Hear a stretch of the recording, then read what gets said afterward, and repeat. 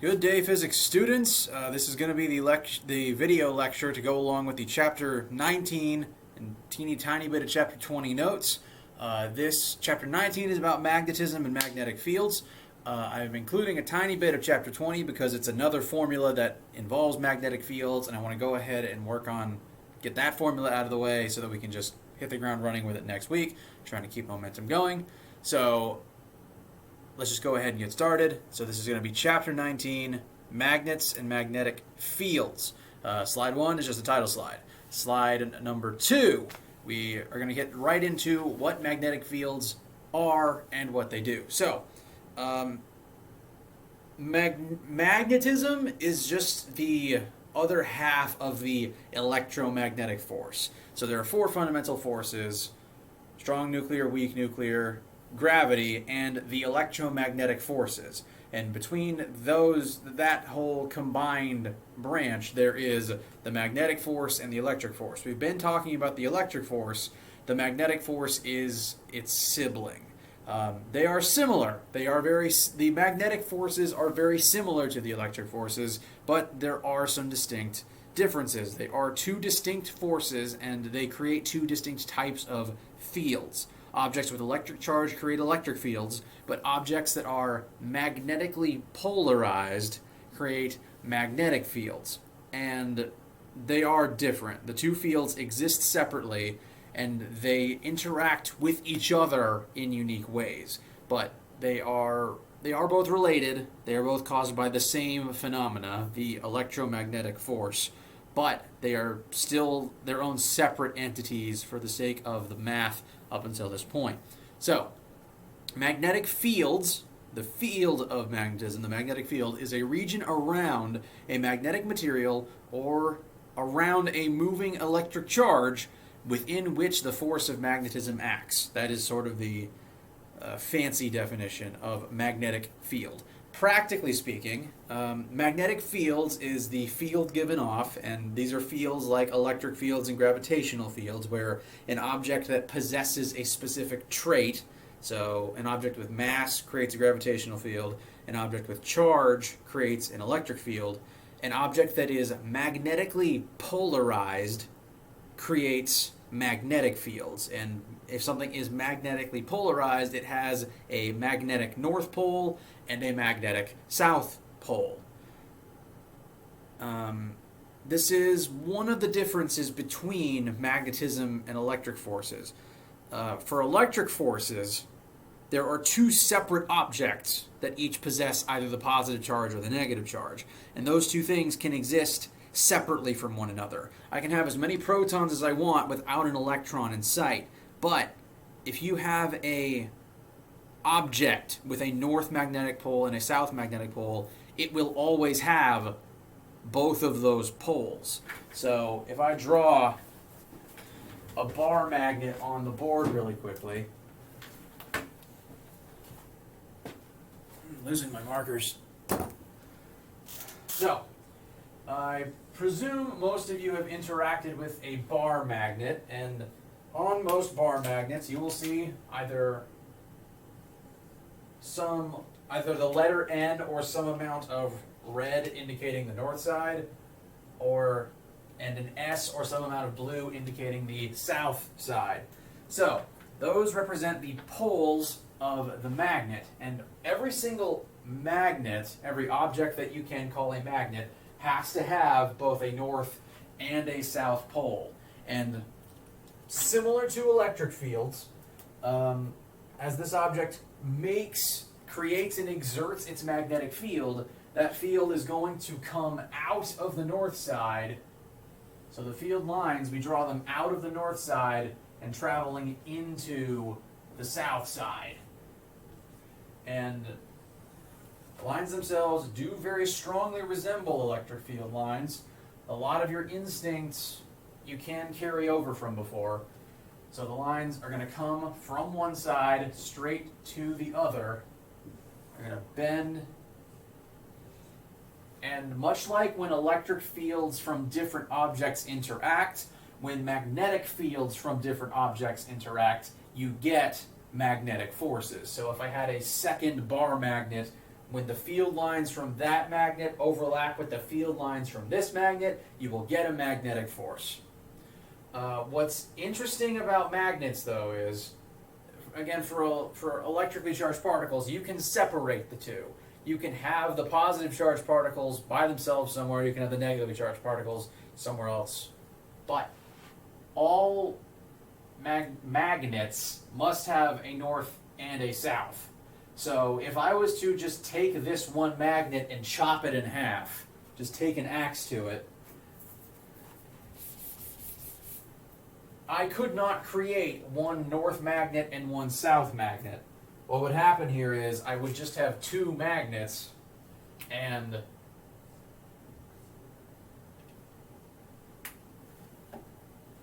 this side of the north end would become a south pole, and the other side of the previously south end would become a north pole. So, interesting quirk about magnets, worth noting. What else is on this slide? So the field lines represent the pattern, shape, and direction of the field. So these lines are a lot like the electric field lines we would draw before. They follow similar shapes and trends. So that's basically everything from this slide already. Moving on to slide number 3. How is your life affected by magnets? A lot of our technology uses magnets. We use magnets for a lot of purposes. Most straightforward is probably just fridge magnets. But the big important thing about magnets and your life on Earth is the Earth is a magnet. I've mentioned Earth's magnetic field in class before. I trust that you have all heard of it and heard a few of the things about it. So our Earth possesses a magnetic field. That means that deep within Earth's core is some amount of magnetic material that creates a magnetic field. And that field comes out of one end of the Earth and flows around to the other end of the Earth. And the shape the field takes as it surrounds Earth forms a barrier around our planet. And that barrier is quite useful because magnetic fields are able to block charged particles and electromagnetic radiation coming in from space. So because Earth has a magnetic field, it literally acts as a force field protecting us from dangerous things from space. It blocks charged particles like the solar wind, and it blocks excessive amounts of radiation from the sun. If we didn't have our magnetic field literally deflecting both of those things, Earth's surface would get toasted. We would get so much heat from the sun, we'd just burn up immediately. Our magnetic field protects us. And a side effect of this is when those particular things, the radiation and the charged particles, strike our magnetic field, well, I'll actually get to that part in a minute.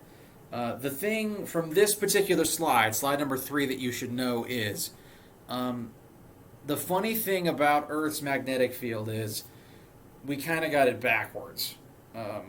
European explorers labeled, the direction towards the Arctic as north and the direction towards the Antarctic as south. And we sort of kept those things when we started talking about the poles of our magnets.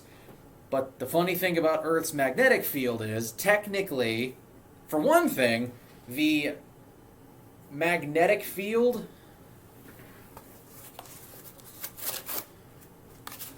does not actually line up with Earth's axis of rotation.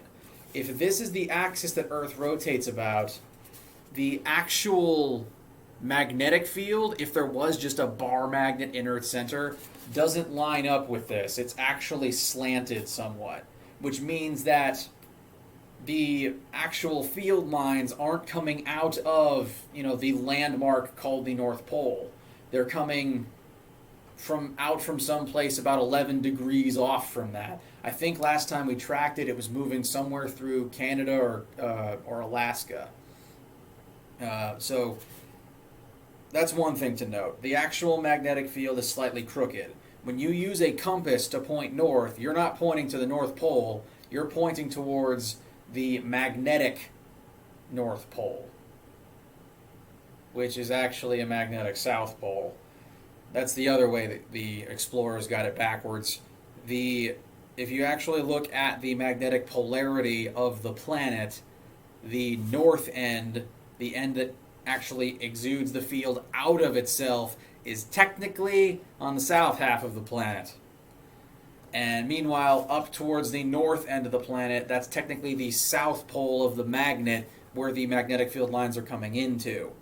So your compass is not pointing to magnetic north, it's only pointing to geographic north. And even then, it's only pointing to the magnetic pole, which is not the physical North Pole.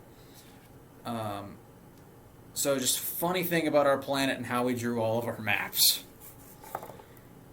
Now, let's move on to slide number 4. We're going to start getting into some math. Now, magnetic fields do interact with each other. I actually have some magnets here in my office with me, and these are just ceramic disc magnets, and they are both exerting magnetic fields out from themselves. They have a north and a south pole. They exert field lines from the north and into the south. And when I bring these two magnets near each other, and those fields overlap, you get a very weak force. Dropped it, sorry. When the fields from these two magnets overlap, there is a magnetic force between them. Like how there is an electric force between charged particles. What's interesting about magnetic fields, though, even though magnetism is a separate force from the electric forces, magnetic fields do still affect charged particles. Magnetic fields have a measurable force on particles with electric charge. So, electric fields only affect electric charges, but magnetic fields can interact with other magnetic fields and also with charged particles.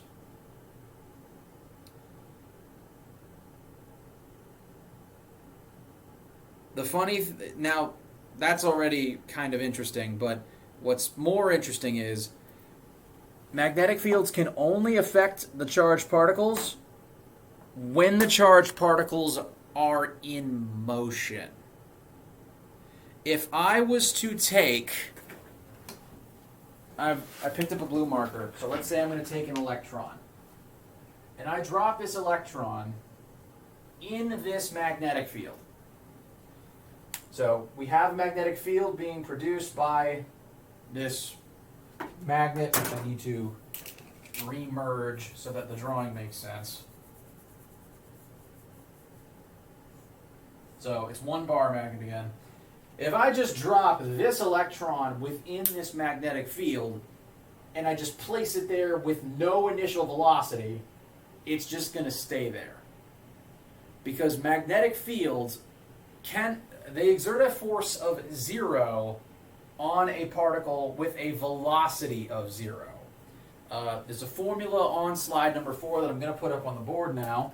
So, magnetic fields exert a force on charged particles like this electron right here, and that force is equal to the charge of the particle times the velocity of the particle, but velocity perpendicular, I'll explain that in a second, and then there's one more term multiplied by b.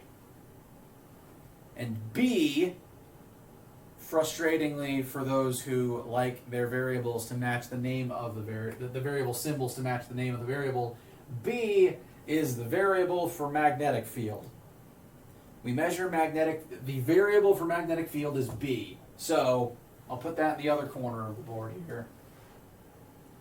Magnetic field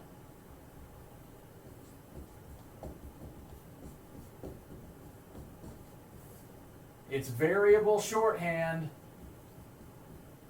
is b, So whenever you see B in a formula, it is asking about the strength of the magnetic field, and additionally, it is measured in units of Teslas. So the unit of magnetism is Tesla. And therefore, magnetic field is spelled with an M, its variable is B, and its unit is T. Sorry. But whenever you see a B in a formula, it is talking about the strength of the magnetic field. So, this formula here is the formula for the force of a magnetic field. I'm going to start abbreviating that to mag field on a charged particle.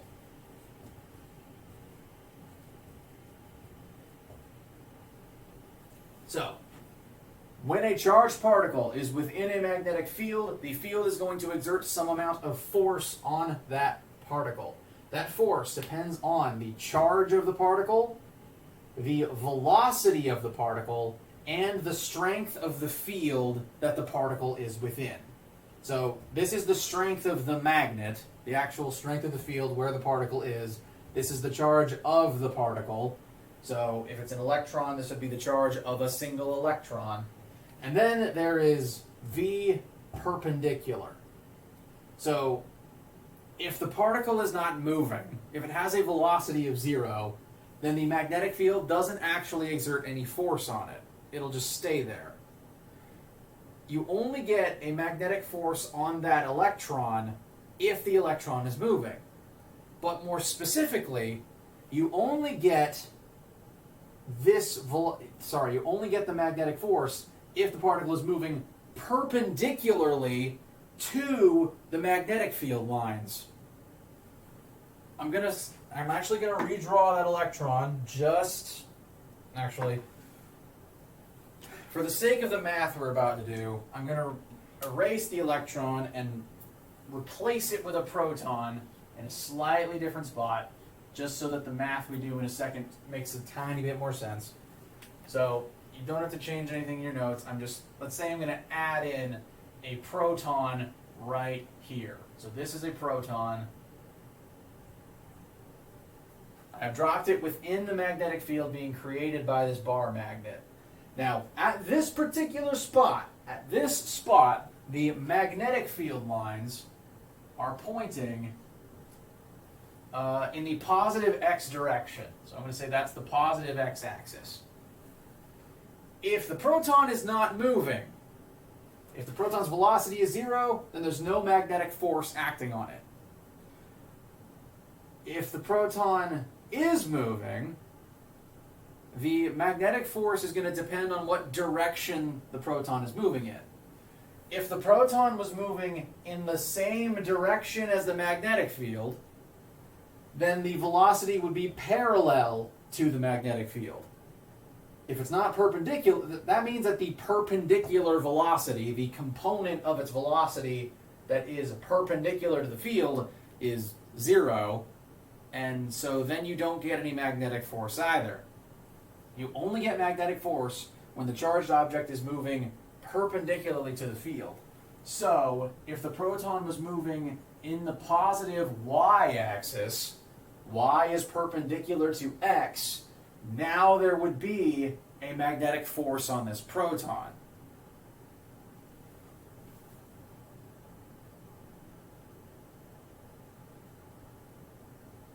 As you guys are digesting that, I am going to, a habit I need to start getting into to make sure that I don't lose files in case they get corrupted, is I need to cut the recording every 10-15 minutes so that if the recording goes bad, I don't lose the whole file. So you're going to see some jump cuts as I cut the video feed on and off occasionally. It's so that I can, edit in information as I need to, and it's so that I can keep the files from being lost in case of a corruption. So, just one sec.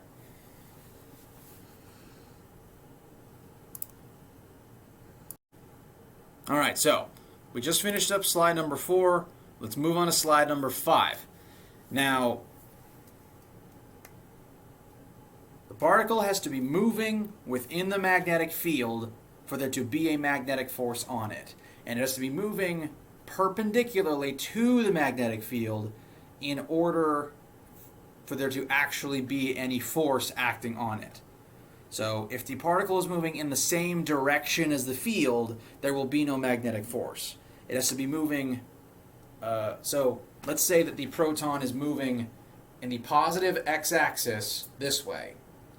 If the field was pointing in the positive y-axis upwards, those two axes are perpendicular to one another, and so then there would be a force, a magnetic force, on the charged particle.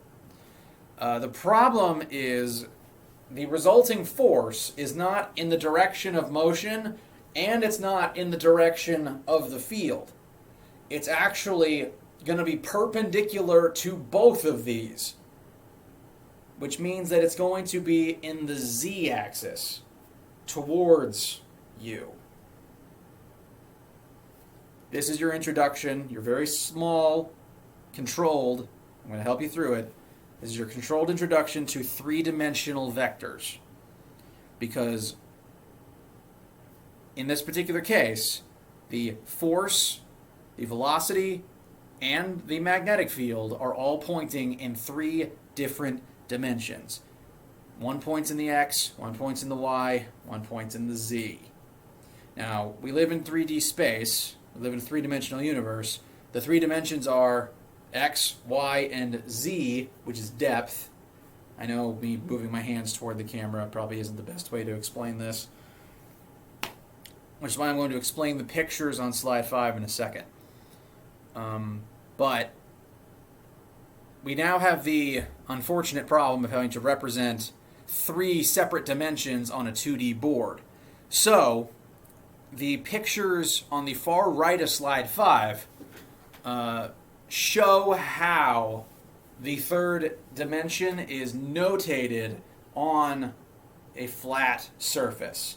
So, of those two pictures, one of them has circles with dots, and the other has red X's. I'm going to explain what those mean. So, on the board, I've just sort of replicated the first drawing, the one with the circles. We have in this drawing a proton. This proton is moving in the positive x direction. Now, these circles represent the magnetic field. When you draw a vector in the z-axis, these dots mean that the vector is coming perpendicularly out of the board. The circle and dot is sort of meant to look like an arrowhead pointing out of the board and flying towards you. They're supposed to be like arrows coming perpendicularly out of the board. And it just means that the magnetic field is in the z-axis and pointing out of the board. Z-axis out of the board. So,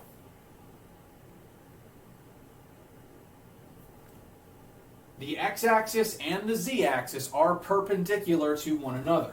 The proton is moving in this direction, the field is in this direction, x and z are perpendicular to one another, so there is going to be a magnetic force. And there is a special trick that you can use to know what direction that the force is going to be in. That trick is called the right-hand rule. And we call it that because you literally do it with your right hand. So, we have our velocity perpendicular to our field. We are now going to figure out what the direction of the resulting force is going to be. So, to do the trick, you take your right hand, you're going to want to hold it like this. So hold it like you're raising your hand with a question. Hold your four fingers closed together and hold your thumb out at a right angle from your fingers. So your hand should look like this. To do the trick, you're going to want to point your fingers, and if it helps, you can curl in your fingers and actually point for a second. You want to point in the direction of velocity. So you point where the velocity is going. Now, you need to so you point in the velocity of the charged particle. Next, you need to take your palm, the flat of your palm, and hold it so that the magnetic field lines are coming out of your palm. So perpendicular to your palm, out, kind of like you're shooting the field out of your hand. So this field is coming out of the board, sort of towards towards my camera right now. So I'm holding my hand backwards right now. Right now my palm is facing towards the board. That means I need to rotate it this way so that my fingers are still pointing forwards, but now my palm is facing and shooting the magnetic field towards the camera. So we are currently pointing towards the velocity, facing our palm in the direction that the magnetic field is going. Now, as long as you're using your right hand, this has to be the hand on the right side of your body. If you're using your right hand and your thumb is extended and at a right angle from your fingers, your thumb is going to point in the direction of the force. So right now, in this scenario, if the field is coming out of the board and this proton is moving horizontally in the x direction, then the resulting force that the field is going to exert on that proton is going to point down within the y-axis. And that makes sense. The velocity, the field, and the force all need to be perpendicular to each other. They all need to be in 3 separate dimensions. So, if the velocity is in the x and the field is in the z, the force would have to be in the y-axis. This trick is just to help tell us if it's going to go down in the y-axis or up in the y-axis. So now we know that the force from the field is going to point down. Now, this proton still has forward velocity, but now that there's a force pushing down, it's going to begin accelerating down as it moves forward. And this is going to hopefully start to look familiar.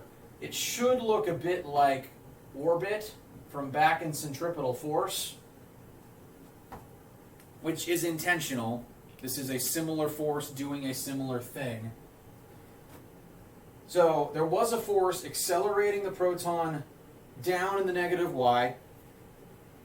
It has accelerated down, and now that it's moving in a different direction, now that it's moving down, the force is going to change directions again. It's moving in a separate axis now. So once it has changed direction, you need to take your right hand again. So now it's moving down. It's now moving down. The field is still pointing out of the board, so the field hasn't changed. My palm is still moving towards the camera, but the velocity is now down, which means now the force is going to be in the negative x-axis. And so now that the force is pointing that way, the proton is going to begin accelerating and traveling in that direction. And now that it's in that direction, if I point in that direction, velocity with my fingers, magnetic field with my palm, now the force is going to be up. It's going to begin accelerating upwards.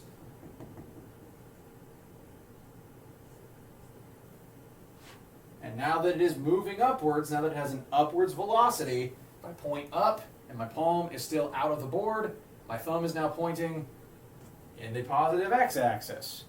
So we've just sort of gone in a big circle. This is intentionally supposed to look like orbit. It's supposed to look like centripetal force.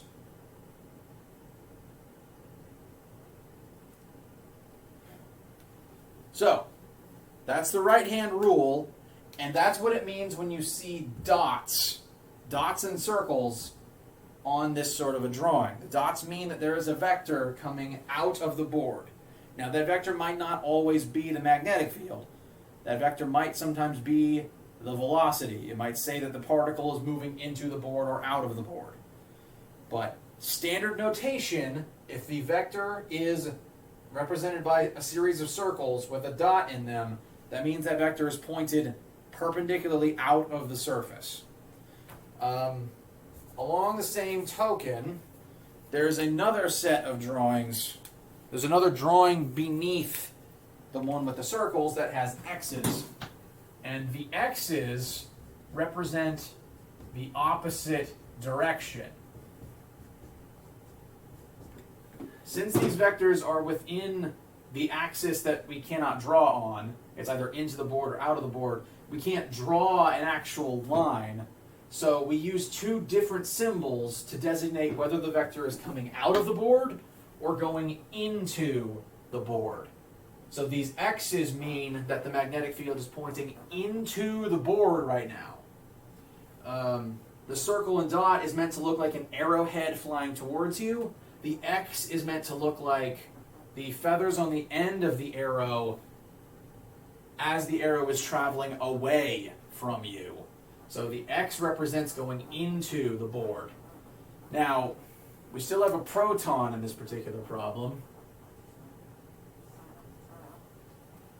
Since the field is now pointing into the board, I still point my fingers in the direction of movement, but now that the field is going into the board, my palm is going to face into the board, and as a result, right-hand rule says that the force should now point in the direction of my thumb, which is in the positive y direction.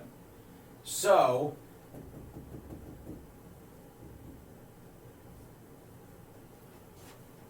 this would now begin accelerating upwards. But from there, the cycle would continue.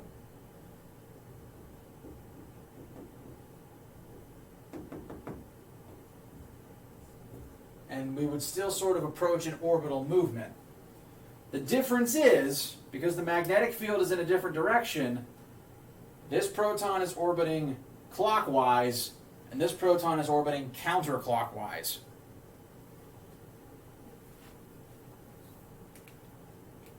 And that's entirely just due to the direction the magnetic field is pointing. So, you only get a magnetic force when B and V are perpendicular to one another, and that force is, again, perpendicular to both of them, which you can determine the direction of using the right-hand rules. So that's everything on slide number 5. Slide number 6 is a sample, which we're going to do together real quick. I'm going to erase the board so that I can make room for this particular sample. So, the sample problem on slide number 6 says that we have an electron traveling straight in the x direction. We know the velocity of this particular electron. We do know its velocity. And we know it is an electron. We know it's an electron. Which means we know its charge. So, electron moving at 30 meters per second in the positive x direction. We know that the charge of our electron is going to be negative 1.6 times 10 to the negative 27th. I'm going to check my constants real quick, make sure I'm not wrong.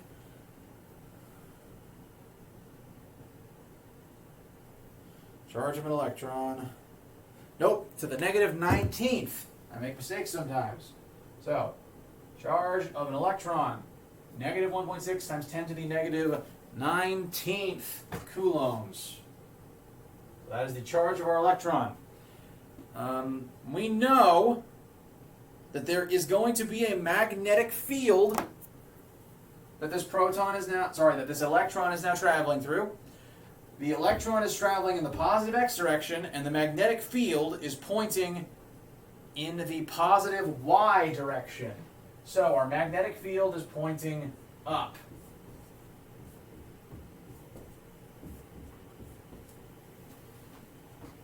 And the strength of this field is 2 Tesla.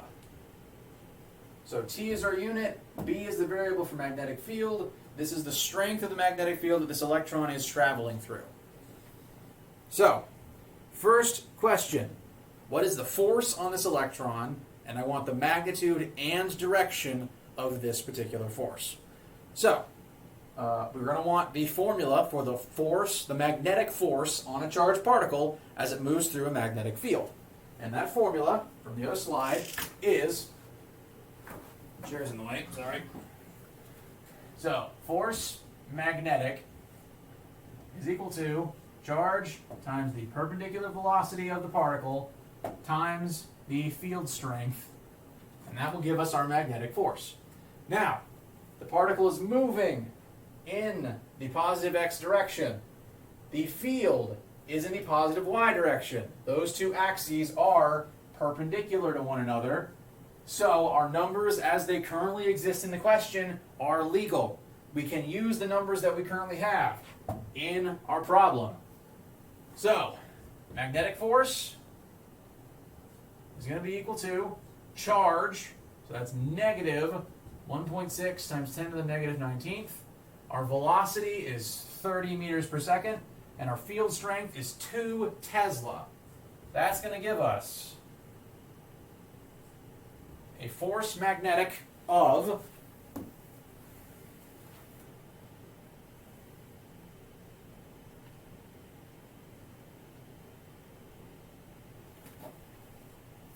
it's not going to be a very big number.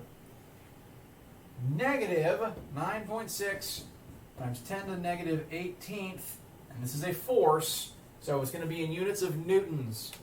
So our magnetic force, negative 9.6 times 10 to the negative 18th newtons. Now, the problem asks for both magnitude and direction, so we need to employ our right-hand rules.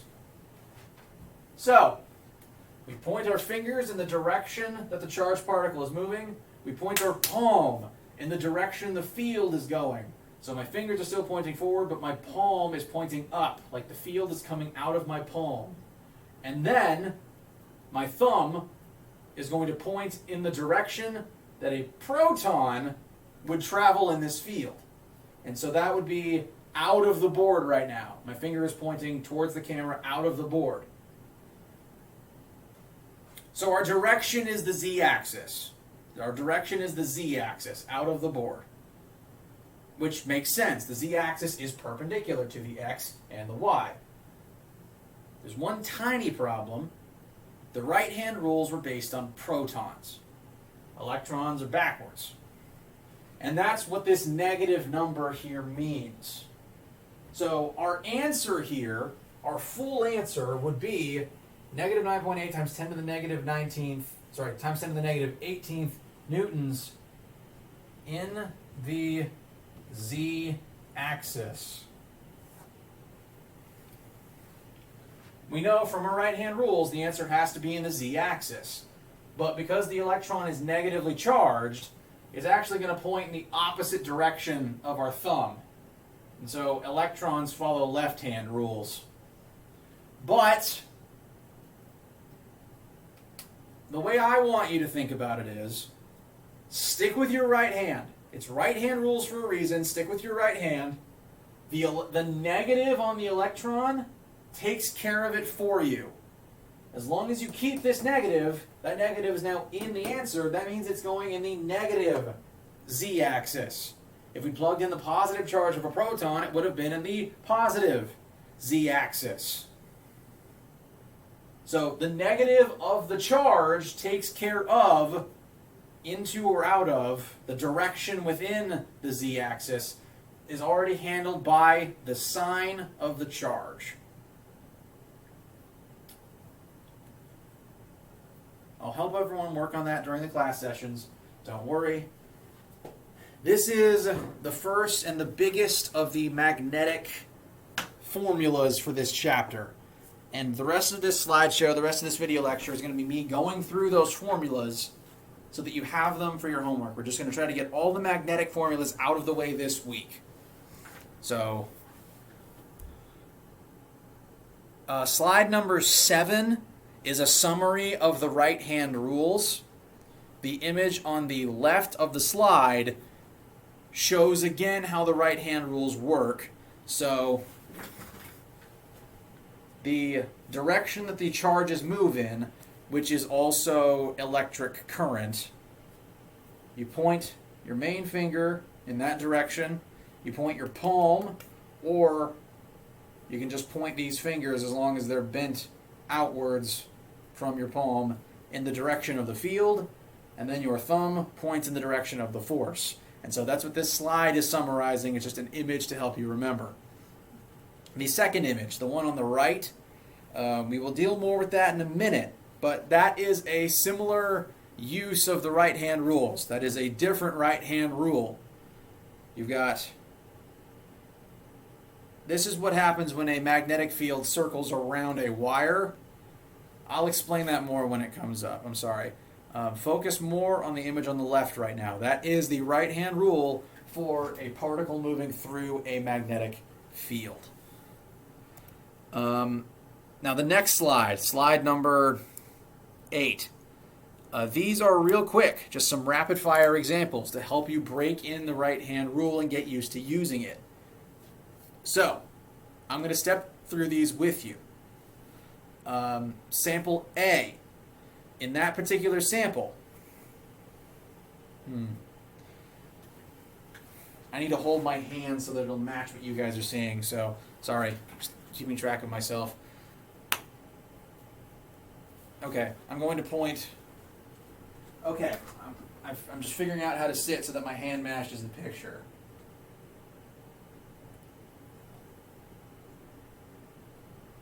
All right. So, sample A. There's a proton, and it is going to move in this direction. The magnetic field has X's, meaning that it is going into the surface. So, your palm needs to point into the surface being your screen. So, particle's moving this way, field is coming out this way. That means the resulting force is going to point up in the positive y direction.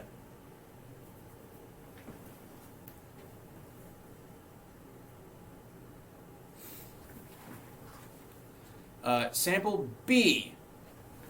Sample B, you have an electron pointing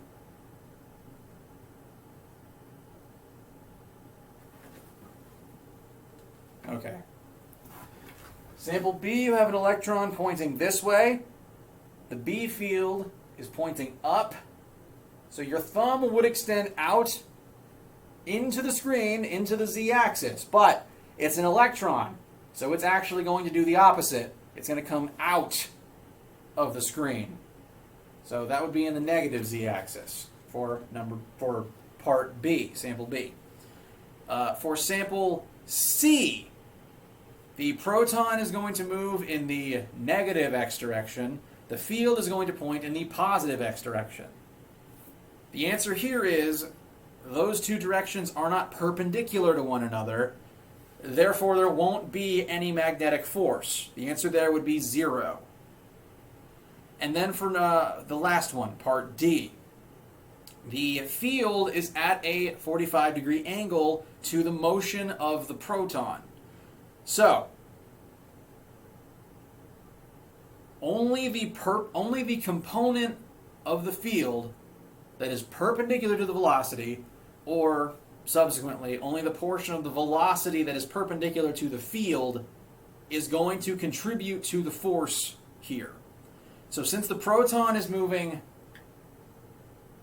positive y direction upwards, only the portion of the field that is pointing, since the field is pointing in both the x and the y-axis, only the field pointing in the x-axis is actually going to affect the motion of the proton.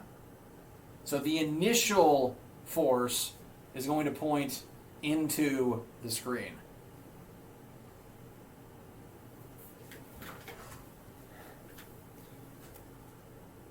I don't like that I have to show you guys right-hand rules through a camera, because I have to contort myself to make sure that what you see me do matches what will be on your flipped version of the screen. And I just hope that it came out right. I will definitely go over this with everyone. We will cover this together. Don't worry. The next slide, number 9. This is application of charged particles being deflected or forced upon by magnetic fields. The Earth has a magnetic field, and the sun is constantly bombarding us with charged particles. And so when those charged particles enter Earth's atmosphere, or try to, they enter a zone of magnetic field. And so, the magnetic field exerts a force on those particles to deflect them. Our magnetic field is literally deflecting charged particles from the sun and keeping them from striking our surface, which is good because those particles are very hot. So, our magnetic field is literally a force field. Earth's magnetic field is a force field keeping us safe from excess particles from the sun.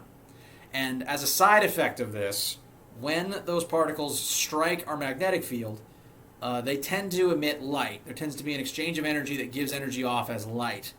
And because the field is strongest at the poles, you see the most light at the poles, and that's what creates the auroras. The auroras are caused by charged particles striking Earth's magnetic field. So, the magnetic field keeps us safe, and it makes a pretty amazing light show every so often, which I think is pretty good.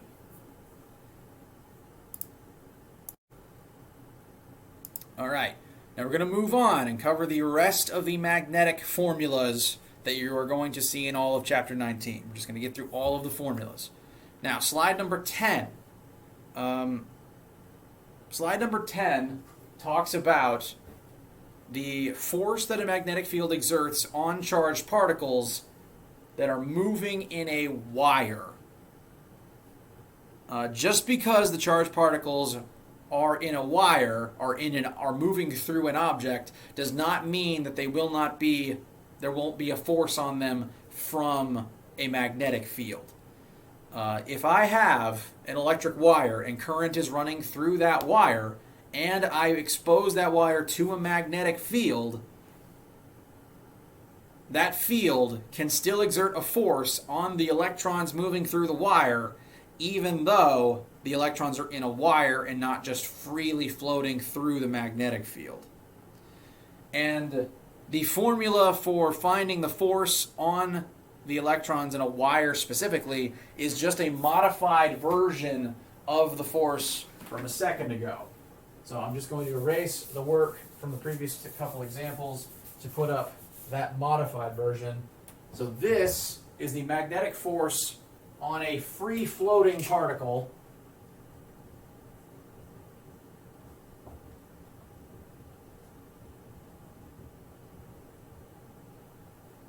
This is going to be the magnetic force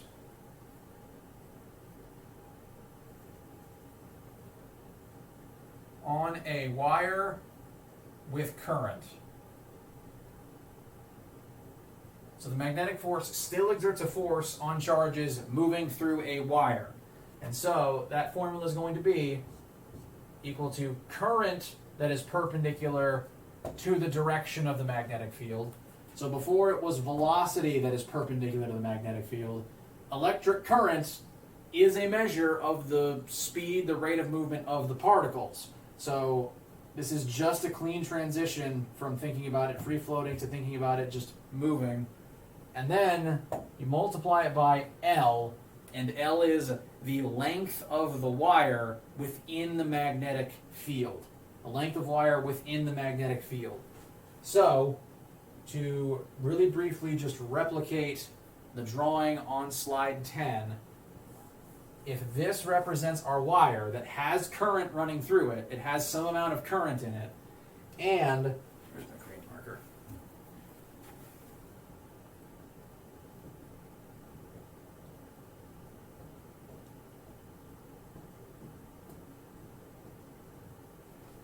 Only this section of wire is being exposed to a magnetic field. If only this section has magnetic field applied to it, then only that length of the wire is going to have this force acting on it. So that is what this script L in the formula means. Now on your formula sheet, it doesn't use a script L. It uses a regular lowercase l, which means it kind of looks like a 1. Just be aware of that on your formula sheet. So, it's the same formula, it's the same principle, just slightly modified, changed from a single particle to particles moving through a wire. That is the only difference here. These mean the same thing. All the same elements go into each of them. Next, slide number 11. This is about the magnetic force acting on a loop. And a loop can mean a metal ring. It can also mean a metal rectangle. As long as it is a single enclosed object that has some perimeter and therefore has some amount of surface area, then as long as it is conductive and the field can pass through it, then there will be a force upon it from a magnetic field. If a magnetic field passes through this metal ring, there will be a force. So, I'm going to draw on the board.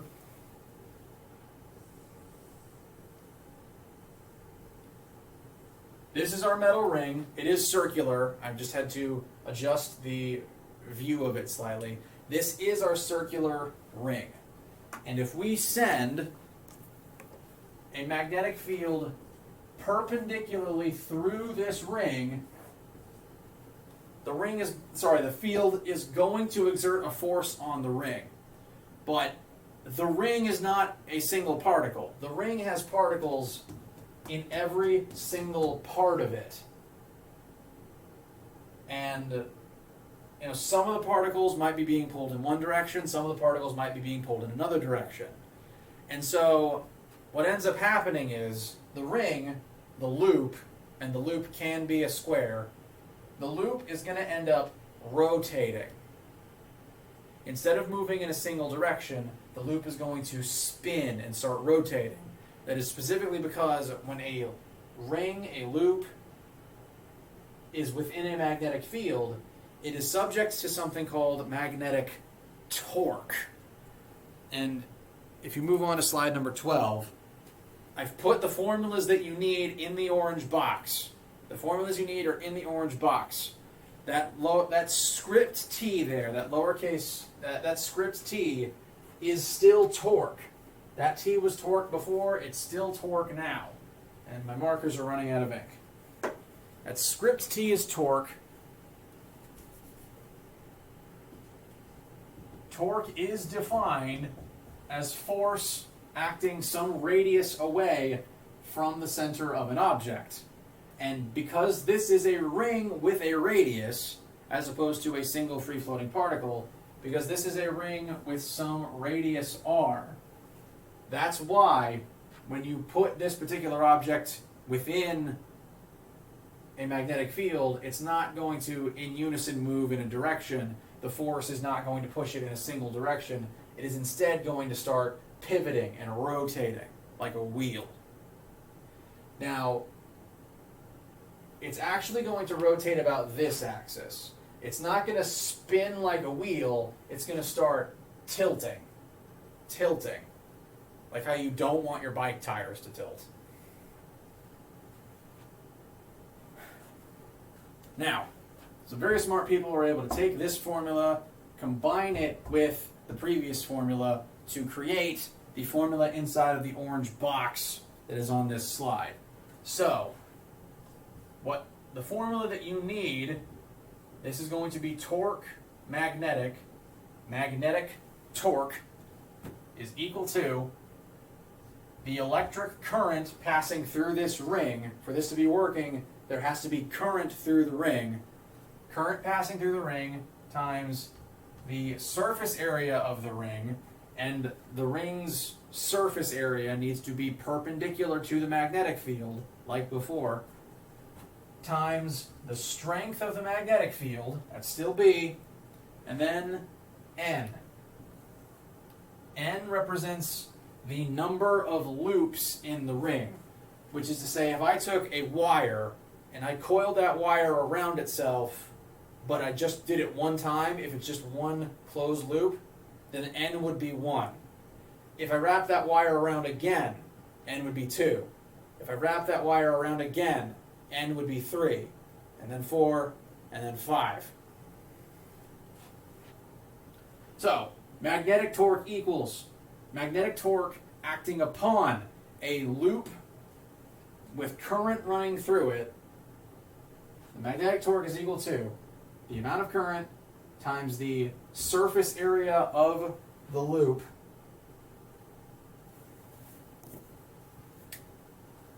so this loop has some surface area and it has some amount of current running through it.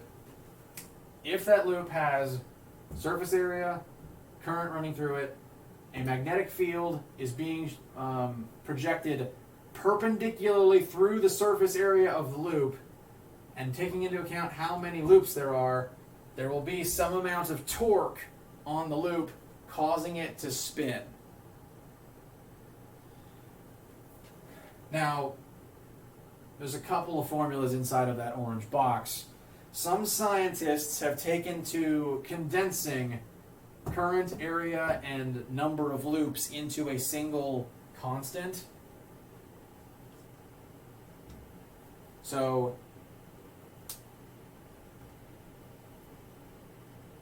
this particular constant is just current times area times number of loops, En.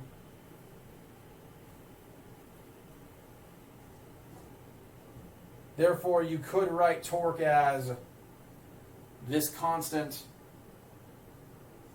times the magnetic field. So this would be a constant referring to the ring itself. You multiply that constant by the magnetic field and you get,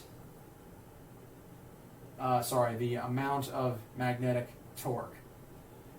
I'm only showing you this constant because your formula sheet uses this notation. Some of the homework questions use this notation. This constant is just current times area times number of loops.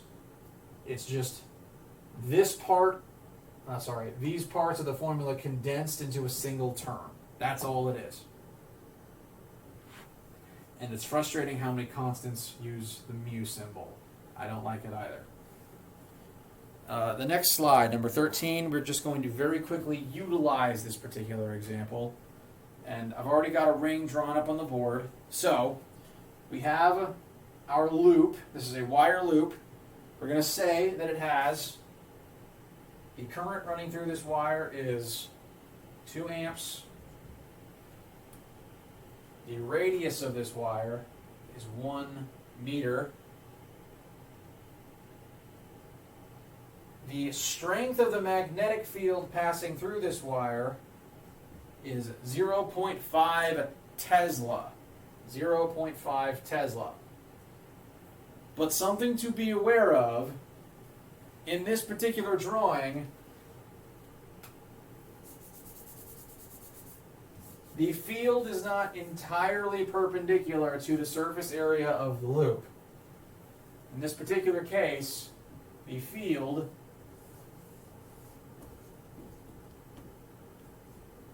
is actually pointing at 30 degrees from the vertical.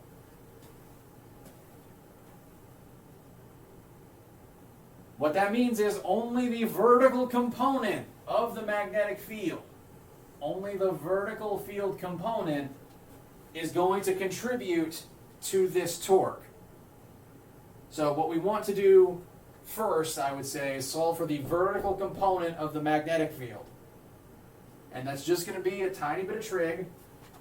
We know this angle is 30 degrees. We know the hypotenuse is 0.5.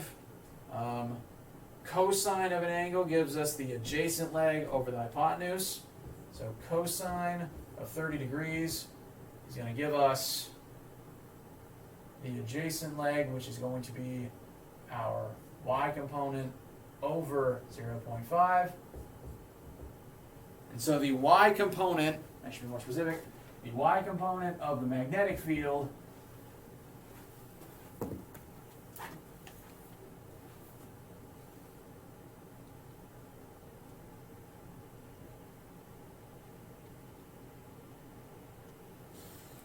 Y component of the magnetic field is going to be 0.433 Tesla. So, only that much of the field is perpendicular to the surface area. So only that much of the field is going to make it into our formula.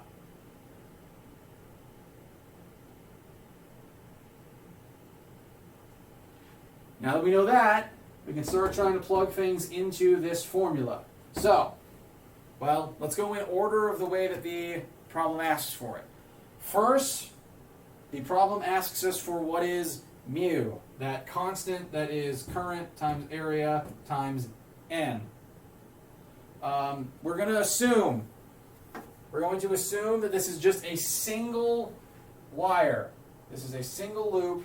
There's not multiple loops bound together, so that means n is going to be 1. There's only one loop. It is not bound on top of itself multiple times. So, to find this mu constant,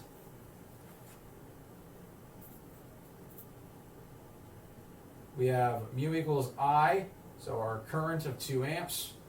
The surface area of the loop, we have a radius of 1 meter.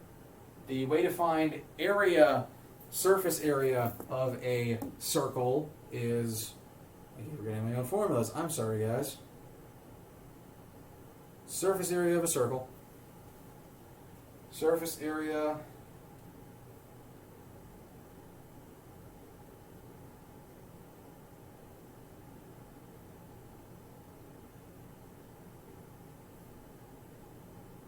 of a circle. All right, that's pi r squared. So that's going to be pi times our radius of 1 squared, and then n, number of loops. That's 1. So, for our problem on this particular slide, our mu constant is going to be equal to 2 times pi times 1 squared times 1. So that's going to give us 6.28. So that's the mu constant. Now, to find magnetic torque is mu times magnetic field. So we take the constant we just found, multiply it by the perpendicular portion of our magnetic field. That's our 0.433. And that's going to tell us the amount of torque on this particular loop is going to be 2.7 Newton meters. Torque is measured in newtons times meters. Now, the last question on this particular slide. If the wire loop is allowed to spin around the x-axis, and I apologize, on the slide, this is the x-axis. That would make this the y-axis. Nope, sorry, this is the y-axis. That would make this the z-axis. So, the problem asks, this is going to be a rotational torque acting on this object. Torque tries to make things spin. So it's asking that if the loop is allowed to rotate about the x-axis, what is it going to do? And it's just going to begin rotating to a point where the magnetic field is no longer perpendicular to the area of the loop. It wants to reach a point where the forces acting on it are 0. So it's going to rotate to where that force is now parallel to the surface area, and there won't be any more rotational torque. Everything only spins until it reaches an equilibrium state. Now, slide number 14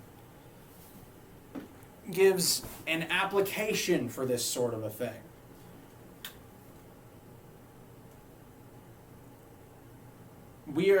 The gist of this is we are able to use magnetic fields to make things spin. And that's all an electric motor is. we use a magnetic field on a wire loop with current running through it. That object begins rotating. That rotation is then harnessed by the motor to accomplish something. So, if you have an electric toy car, the thing that makes its wheels spin is there's a magnet. The magnetic field is being exposed to a loop that has current running through it. That's going to make the loop spin. The wheel is attached to an axle attached to that loop that makes it spin. And so this is sort of the backbone of electric motors.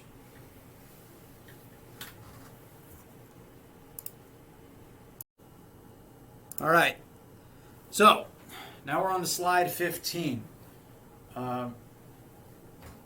In the beginning of these notes, we showed a single particle within a magnetic field, and within that field, due to the fact that if the velocity is in one direction and the field points in a perpendicular direction, the force applied to that particle would then be perpendicular to both of those. And as a result,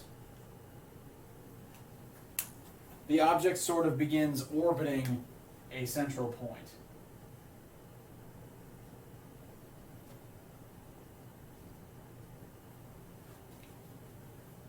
So, 15 through 16 is about using the magnetic force as a centripetal force. So, because the magnetic field is a force that is functionally going to always point towards a center point, as long as this particle is still within the field, it can act as a centripetal force, and as long as the object stays within the circle, within the magnetic field rather, it's going to keep moving in a circular pattern, because as long as its direction is constantly changing, the direction of the force applied to it is always going to keep being perpendicular to that new velocity, and that's going to keep it accelerating in an orbital circle. Now, this only lasts while the object is in a magnetic field. So, as this proton first enters a field, using right-hand rules, the velocity is up. The dots mean that the field is coming out of the board. So my palm has to point out of the board. That means that it's going to accelerate. There's going to be a force, magnetic force on it pointing in the positive x direction. So as it moves up, it's going to begin accelerating this way. When it ends up here, now that it's moving in the x direction, now the force is going to point in the negative y, and then as it moves here, it's going to point this way. Now, if there was still magnetic field beneath this point, it would keep accelerating in a circle. But in this particular drawing, the field ends. And once the field ends, the magnetic force goes away. And due to Newton's laws, if you have a velocity and there's no other forces causing you to accelerate, you're just going to keep moving in that direction. But if you go to slide number 16, that shows a formula we'll talk about in a second, and it shows what will happen to this particle if it stayed in a magnetic field indefinitely. It sort of just takes on a helical shape. It's going to keep moving in its original direction, but it's also going to be constantly accelerating within a circle due to the constantly changing magnetic forces. And this is one of the reasons why magnetic fields can make things spin, which is very useful for our electric motors. Now, the formula on this slide, it is just the magnetic force acting on a charged particle, but applied. Black marker's running out of ink.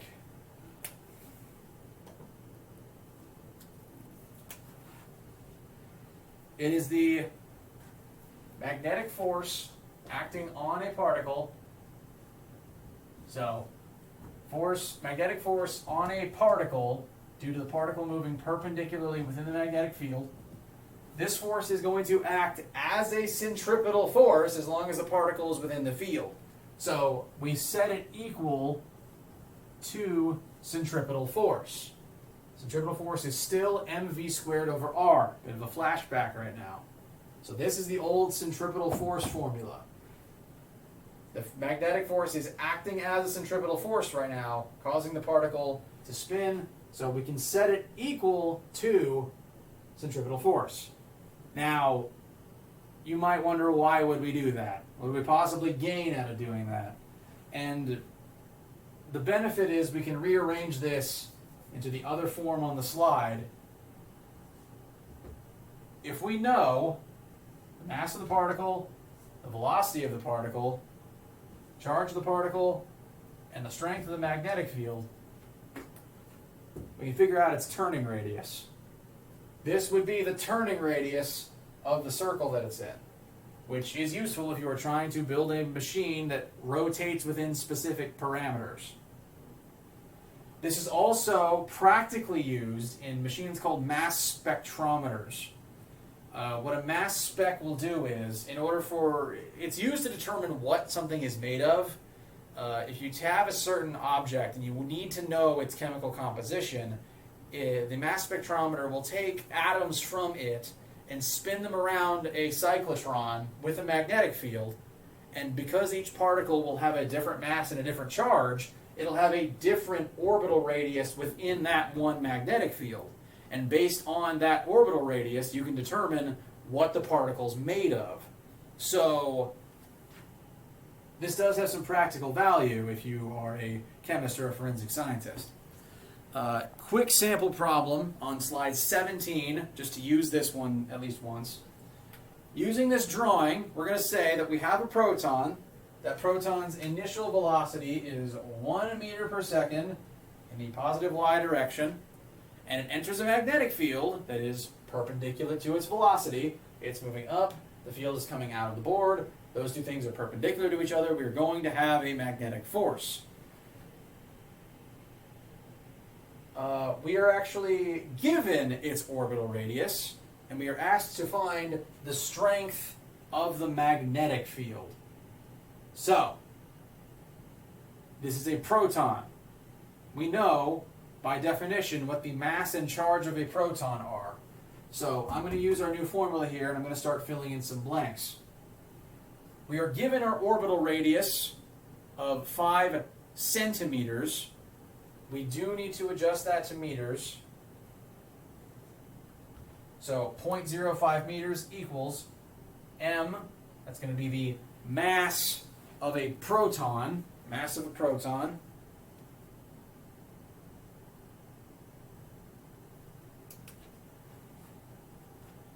And the mass of a proton is 1.67 times 10 to the negative 27th kilograms. Next is velocity squared. Our velocity is 1, so we're just going to square 1. Next is charge. This is going to be the charge of a proton, so that's positive 1.6 times 10 to the negative 19th. And then, last but not least,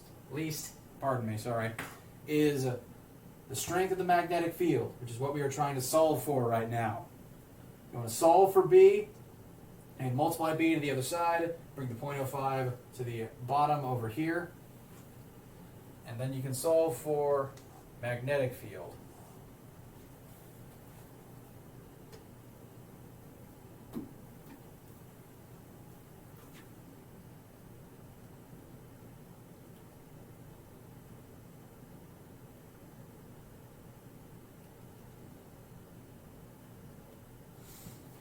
So, it's not a very big number.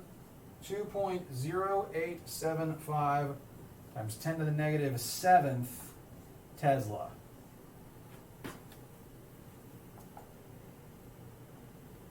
So, it's a very small magnetic field. It doesn't take a whole lot of magnetic field to make these protons start orbiting. And so, this is just an example of the magnetic force applied to a charged particle being used as a centripetal force. Okay, next concept, slide 18. This is a concept known as Ampere's law, and it's called Ampere's law because it's about electric current. So if you're on slide 18, Ampere's law, ampere is the unit we use for electric current, and so it's rather apt that this principle is about electric current.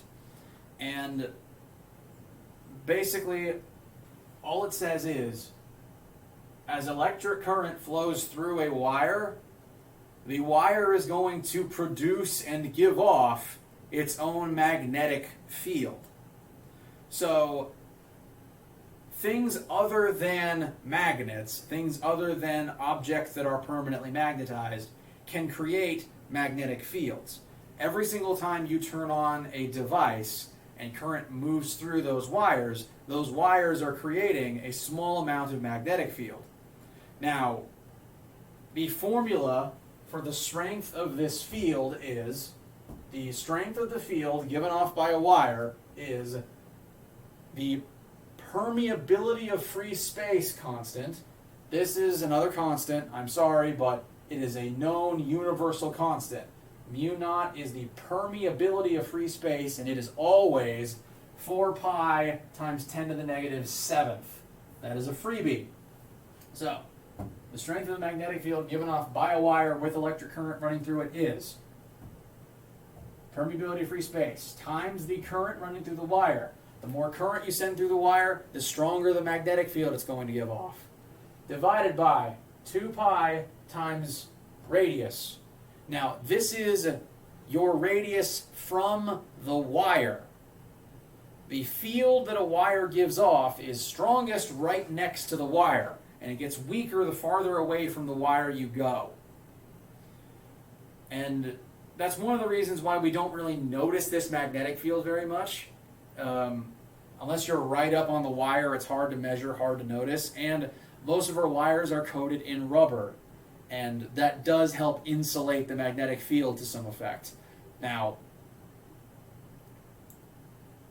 electrical insulators do not inherently stop magnetic fields. Anything can stop a magnetic field, but yes, the rubber coating on wires does help to prevent this magnetic field from interfering with other things near the device.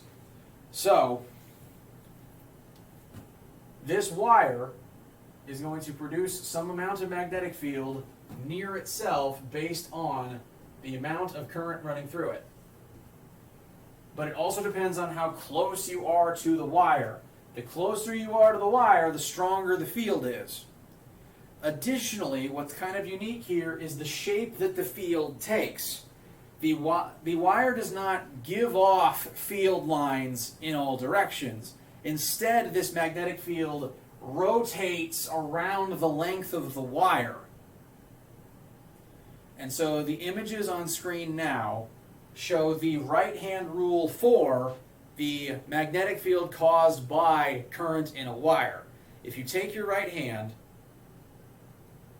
and you point your thumb in the direction the current is traveling, so I've drawn this particular wire with the current traveling this way. If you curl in your fingers, the spiral of your fingers is the direction that the magnetic field is going to spin. So it's a second right-hand rule about this particular principle. You have two right-hand rules, one for the magnetic field of a wire, the other for the magnetic force on a particle within a magnetic field. So, moving on to slide 19, to use this just a little bit. The question presents you with two separate wires that have different amounts of electric current running through them. So wire 1 has 20 amps of current. Wire 2 has 10 amps of current.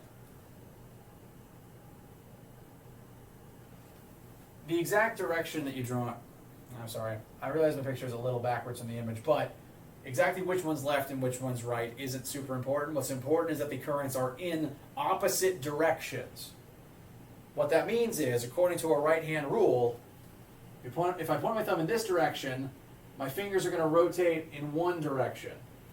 But if I point in the other direction for the other direction of current, my fingers are going to rotate in the opposite direction. So this way, the field is going to rotate like this. So it comes out of the board at the top and goes into the board at the bottom. When the field is going this way, the field goes into the board at the top and comes out of the board at the bottom. So these fields are going to be in opposite directions.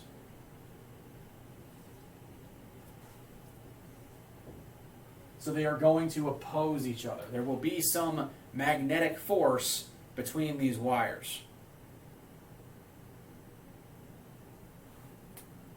Now, the first question.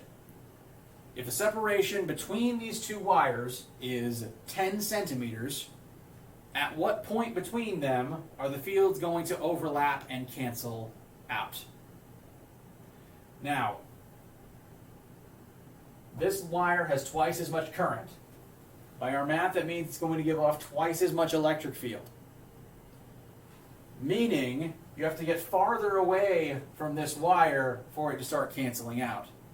So if these two cables are 10 centimeters apart, you have to be twice as far away from the first wire as you are from the second wire for them to overlap and cancel out. So that would put us at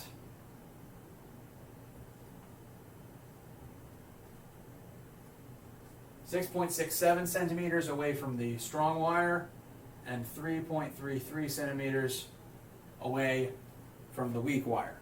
So that spot in the middle, well, not quite in the middle, it's closer to the weaker wire than it is to the stronger wire, is where the field lines would overlap and cancel out.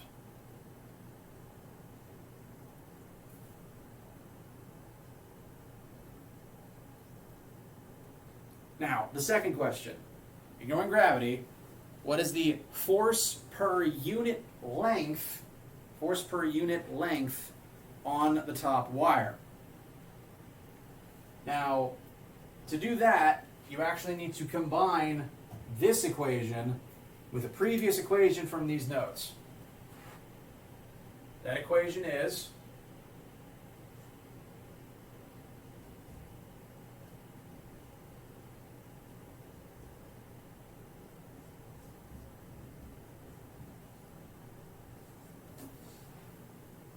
the magnetic force on a wire with current running through it. You find the magnetic force acting on a wire based on the current running through the wire times the field acting on the wire times its length. So the question is asking us, what is the force per unit length of the wire? If we bring this L, the bottom over here, now we have force per unit length. Now, we know the current running through the first wire. We're solving for both of these. We're solving for this combined FB over length constant. We want this whole thing, which means we need to plug in magnetic field. Now, the magnetic field that's going to be acting on wire 1 is coming from wire 2. So, this formula will tell us the magnetic field of wire 2, which will then plug into this formula because that's the magnetic field acting on wire 1. This will tell us the force acting on wire 1 from wire 2. So, expand this out slightly. The current in wire 1 times the field from wire 2, so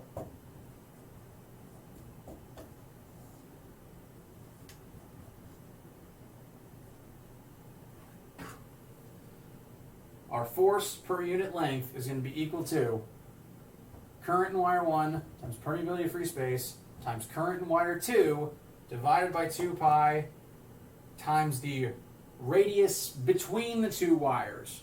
So there's 10 centimeters. There's 10 centimeters between the two wires.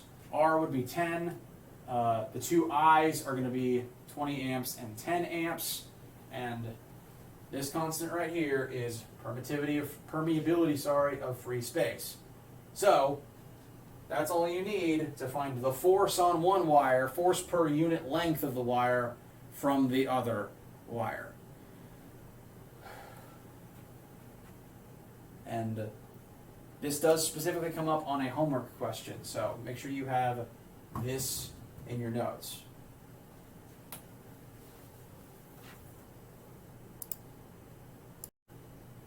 All right, we're down to the last couple of formulas from these notes. This video lecture is just going to be your introduction to these formulas. We're going to go over them as you have questions over the week. Just getting the formulas out of the way right now. So, moving on to slide number 20. The previous formulas were about the magnetic field produced by a single wire that has current running through it. But earlier in the presentation, we ran current through a wire loop. And when you had current running through a wire loop and you exposed it to a magnetic field, the loop began rotating. But interestingly, when you run current through a wire loop, it makes its own magnetic field as well. So if this loop has some amount of current running through it, and it has some radius, you can solve for the magnetic field that this loop is going to create.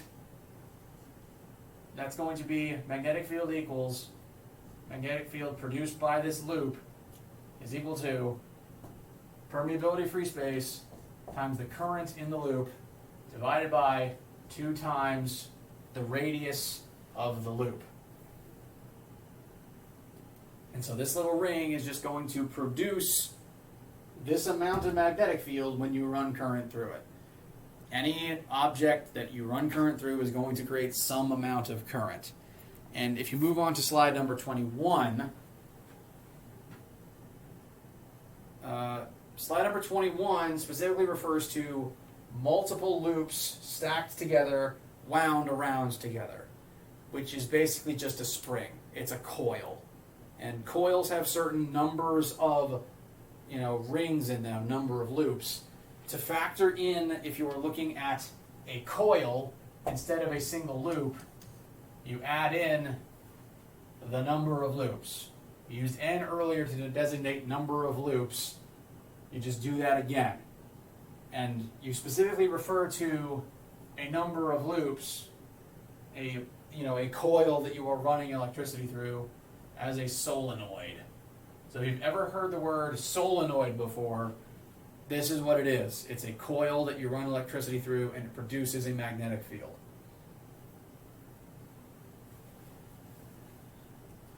Slide number 22 is a very brief example of this formula, just solenoid formula. So, slide says we have a 30 coil cylinder, a 30 circular coil, which is going to be a coil with 30 rings to it. A 30, N is going to be 30, that's what that means.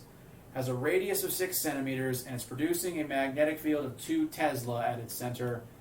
What is the current going through that loop? So, just plug everything in real quick. Our magnetic field is 2 millitesla, so that's 0.002 equal to our permeability constant, which is always going to be 4 pi times 10 to the negative 7th. We are solving for the current in this solenoid. It has 30 loops, and the bottom is going to be 2 times radius. It gives us 6 centimeters. Got to convert that to meters. And so all that's left is to solve for I, the current in the solenoid. And so this is for any problem involving the word solenoid or coil or the magnetic field created by a solenoid or coil or a wire looped over itself numerous times.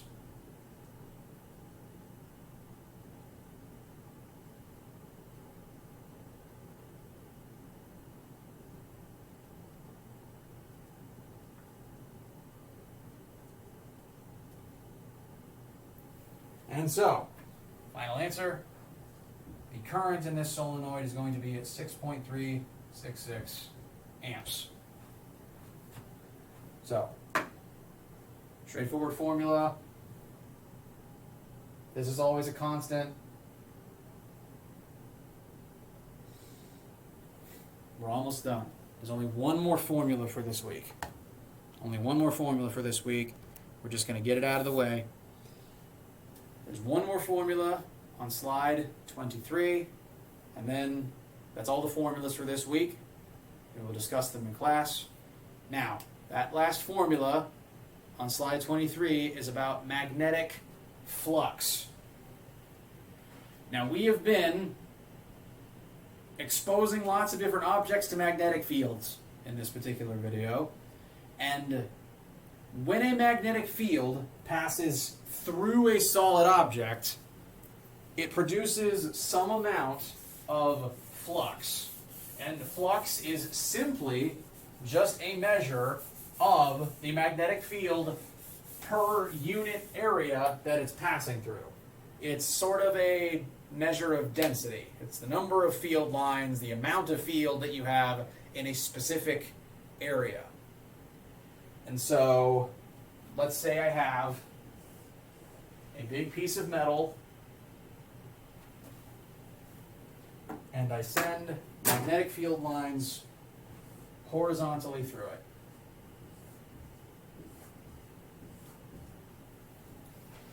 As those field lines pass through that piece of metal, it creates some amount of magnetic flux. And the formula for flux, this is our symbol for flux. I tend to write the symbol a little bit differently to how it is in the notes. I'm trying to make it match a little better. But this is flux. This means flux. And the formula for flux is just magnetic field times the area, the surface area that it's passing through. So, sample question on slide 24. This piece of metal that I've drawn here, it is 30 centimeters by 30 centimeters. So it's a big square piece of metal, and it has a magnetic field of 10 Tesla passing through it. So we know its width, we know its length, we know the magnetic field amount that is passing through it, how much flux is generated here. How much flux is there in this specific scenario? You just take the field and you multiply it by the surface area of the object. So, flux is a field times area. Now our area is going to be length times width. We need to convert each of these 30 centimeters into meters first, but that's the only other step we have. So, our flux is going to be equal to our field, 10, times our surface area. 30 centimeters converted to meters is 0.3. Area is length times width, so 0.3 times 0.3. That means the total flux produced by this interaction is going to be equal to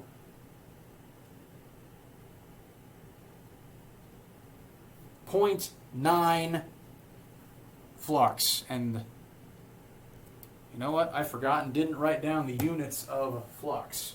Oh, well, it would just be magnetic field times area, actually. So, my apologies. The unit for flux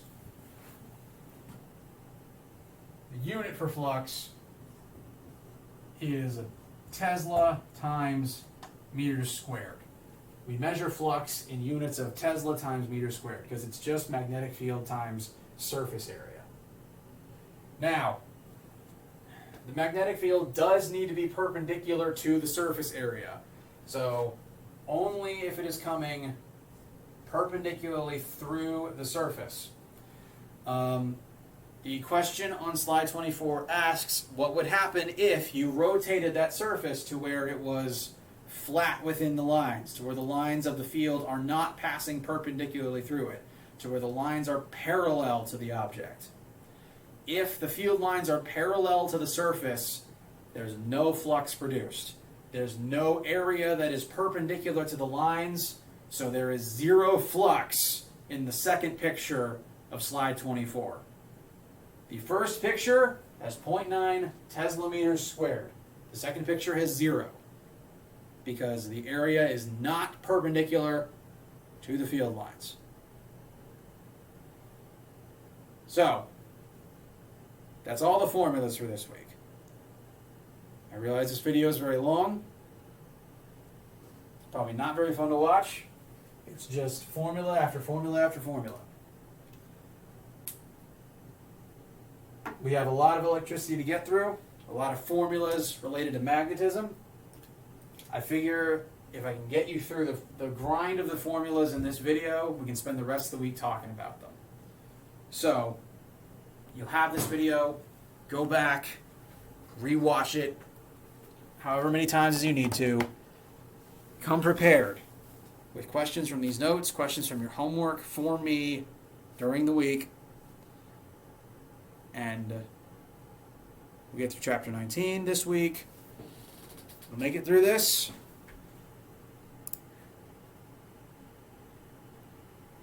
And then the next step after that. Sorry, I've been doing this for too long. All right, everybody. Have a good day.